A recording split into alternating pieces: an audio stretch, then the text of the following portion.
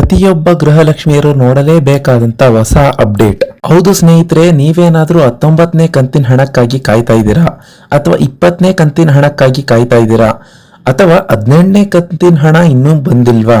ಈ ವಿಡಿಯೋನ ಸಂಪೂರ್ಣವಾಗಿ ನೋಡಿ, ಸಂಪೂರ್ಣವಾದ ಮಾಹಿತಿಯನ್ನು ನಾನು ಕೊಡ್ತೀನಿ. ನಾನೀಗ ಹೇಳುವಂತ ಹೊಸ ಅಪ್ಡೇಟ್ ನ ಸಂಪೂರ್ಣವಾಗಿ ನೋಡ್ಲೇಬೇಕು. ಇದೊಂದು ಸಿಹಿ ಸುದ್ದಿ ಅಂತಾನೆ ಹೇಳ್ಬೋದು ಎಲ್ಲಾ ಮಹಿಳೆಯರಿಗೆ. ಹೌದು ಸ್ನೇಹಿತರೆ, ನಿನ್ನೆ 19ನೇ ಕಂತಿನ ಹಣ ಎಷ್ಟು ಮಂದಿಗೆ ಬಿಡುಗಡೆ ಆಗಿದೆ, ಇನ್ನು ಎಷ್ಟು ಮಂದಿಗೆ ಬಿಡುಗಡೆ ಆಗಿಲ್ಲ, ಅಂಡ್ ಯಾಕೆ ಬಿಡುಗಡೆ ಆಗಿಲ್ಲ, ಯಾವ್ಯಾವ ಜಿಲ್ಲೆಗೆ ಬಂದಿದೆ, ಹಾಗೂ ನಿನ್ನೆ ಏನಾದ್ರೂ 2,000 ಬಿಡುಗಡೆ ಆಗಿದ್ಯಾ ಅಥವಾ ಒಟ್ಟಿಗೆ 4,000 ಬಿಡುಗಡೆ ಆಗಿದೆಯಾ, ಎಲ್ಲಾ ಕಂಪ್ಲೀಟ್ ಅಪ್ಡೇಟ್ ಅನ್ನ ತಿಳಿಸ್ಕೊಡ್ತೀನಿ ಈಗ.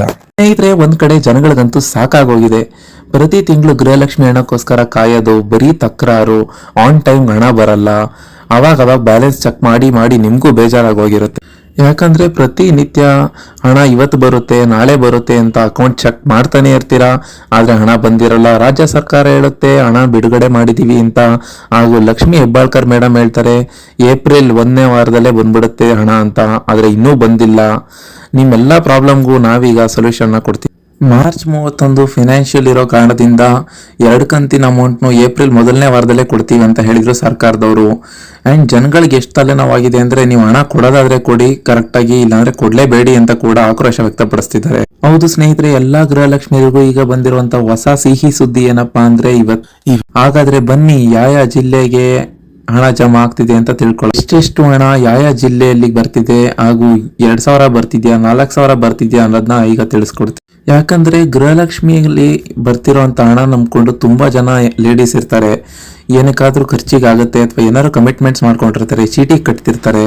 ಕೆಲವರಿಗೆ ಇಲ್ಲಿ ಈ ತರ ಸಮಸ್ಯೆ ಆಗ್ತಿದೆ. ಒಂದಂದ್ರೆ ಬ್ಯಾಂಕ್ ಪ್ರಾಬ್ಲಮ್ ಅಂತ ಹೇಳ್ತಾರೆ, ಹಾಗೂ ಟೆಕ್ನಿಕಲ್ ಎರರ್ಸ್ ಇಂದ ಹಣ ಬರೋದು ತುಂಬಾ ಡಿಲೇ ಆಗ್ತಿದೆ. ಅಂತವ್ರಿಗೂ ಕೂಡ ಭರ್ಜರಿ ಮಾಸ್ಟರ್ ಪ್ಲಾನ್ ಮಾಡ್ಕೊಂಡಿದ್ದಾರೆ ರಾಜ್ಯ ಸರ್ಕಾರದವರು.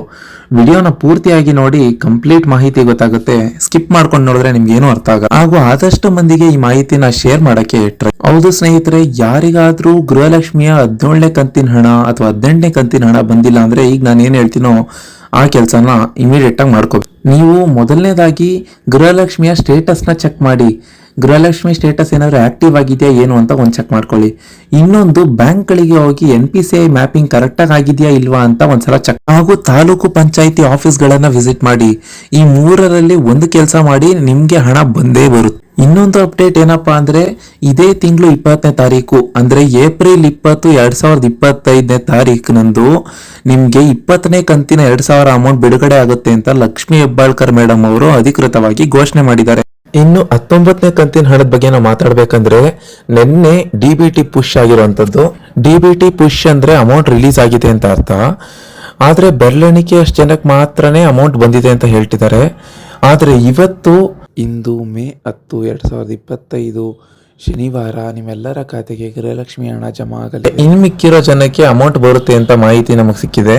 ಇವತ್ತು 11:30 ತಪ್ಪೋದ್ರೆ ಮಧ್ಯಾಹ್ನ 3:30 ಅಥವಾ 4:15 ಅಷ್ಟರಲ್ಲಿ 19ನೇ ಕಂತಿನ ಹಣ ಯಾರ್ಯಾರಿಗೆ ಬಂದಿಲ್ಲೋ ಅವ್ರಿಗೆ ಬಂದೇ ಬರುತ್ತೆ.